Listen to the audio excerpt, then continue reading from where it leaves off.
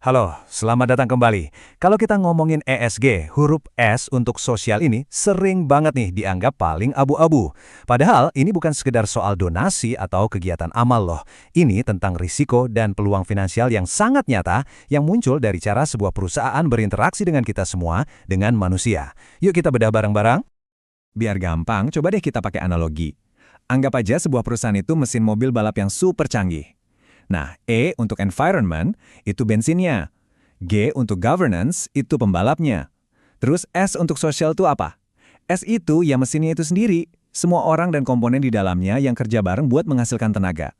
Tanpa mesin yang solid, mobilnya nggak bakal kemana-mana. Oke, ini dia agenda kita hari ini. Kita bakal mulai dari konsep kunci, terus kita intip ke dalam perusahaan, lihat dampak internal ke para pekerjanya. Habis itu, kita lihat keluar, ke dampak eksternal bagi masyarakat.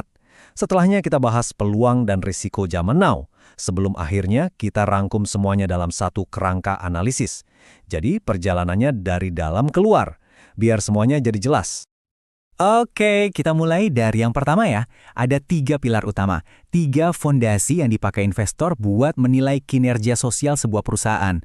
Apa aja tuh? 3 konsep inilah dasarnya. Pertama, human capital atau modal manusia, gimana perusahaan ngelola orang-orangnya.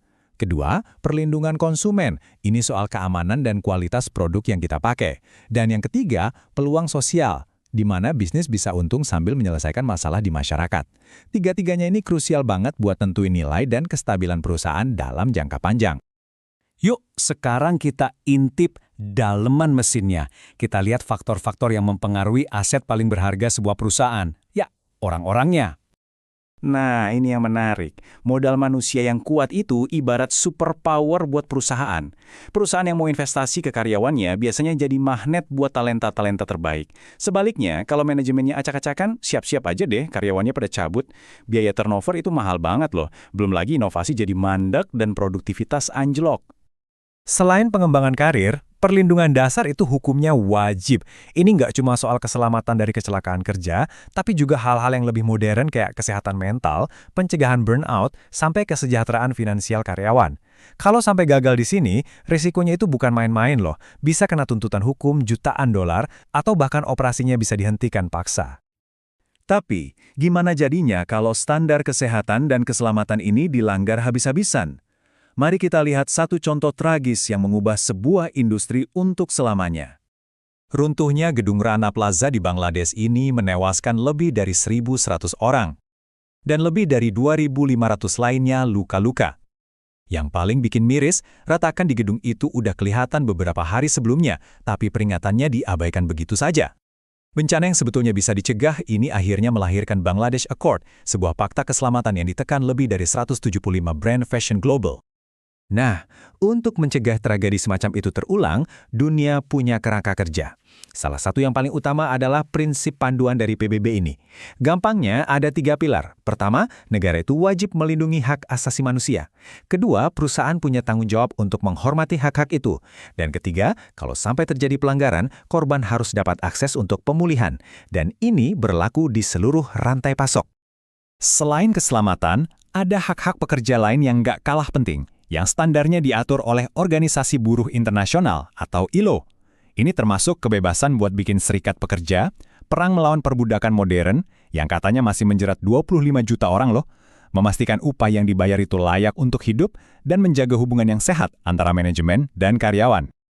Oke, dari dalam perusahaan, sekarang kita lihat keluar. Gimana sih performa mesin ini mempengaruhi dunia di sekitarnya, yaitu masyarakat dan kita sebagai konsumen.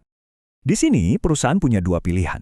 Pilihan pertama, proaktif deketin masyarakat lokal, bangun kepercayaan, dan dapat izin sosial buat beroperasi. Pilihan kedua, cuek aja dan siap-siap hadapi demo, boikot, dan penolakan yang bisa bikin proyek mangkrak dan investasi jutaan dolar hangus.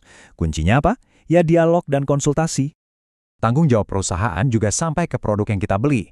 Ada 3 jenis masalah utama yang bisa terjadi. Pertama, cacat desain. Dari sananya produk itu udah nggak aman. Kedua, cacat produksi. Ada kesalahan pas proses pembuatan. Dan ketiga, gagal memberi peringatan. Nggak ada instruksi atau label bahaya yang jelas. Satu aja kelalaian di sini, akibatnya bisa recall produk besar-besaran, tuntutan hukum, dan yang pasti, kepercayaan kita sebagai konsumen hilang.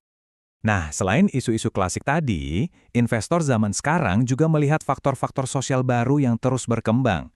Ini bisa jadi resiko yang unik, tapi juga bisa membuka peluang pasar yang benar-benar baru. 3 area ini contoh bagus gimana cakupan DEI jadi makin luas. Peluang sosial itu artinya perusahaan bisa bikin model bisnis baru yang sekaligus menyelesaikan masalah sosial.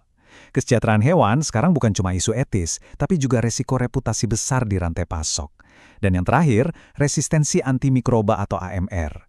Ini resiko kesehatan global gara-gara kebanyakan pakai antibiotik di peternakan, dan ini punya dampak finansial yang serius. Oke, kita udah bahas banyak banget nih. Pertanyaannya, gimana cara ngerangkum ini semua biar gampang dimengerti? Gimana cara menyatukannya dalam satu kerangka yang jelas? Dan disinilah semua kepingan puzzle itu menyatu. Kerangka dari dalam keluar ini nunjukin gambaran lengkapnya. Kesehatan internal perusahaan, soal orang-orangnya, keselamatannya, hak-haknya, itu bakal memancar keluar. Ini akan menciptakan risiko dan peluang eksternal yang dampaknya langsung ke hal-hal nyata kayak produktivitas, reputasi merek, pendapatan, sampai ke kemampuan perusahaan untuk berinovasi. Semuanya terhubung. Jadi, pada akhirnya, mengabaikan faktor S ini bukan cuma sebuah kegagalan sosial. Itu adalah titik buta finansial. Pertanyaannya sekarang bukan lagi, apakah ini penting, tapi siapa yang sudah menghitung berapa kerugiannya? Terima kasih banyak sudah menyimak bahasan kali ini. Semoga kerangka tadi bisa bantu Anda lebih paham ya betapa pentingnya komponen sosial dalam ESG. Stay tune untuk bahasan seru lainnya, dan kalau ada pertanyaan, jangan ragu tulis di kolom komentar ya. Sampai jumpa!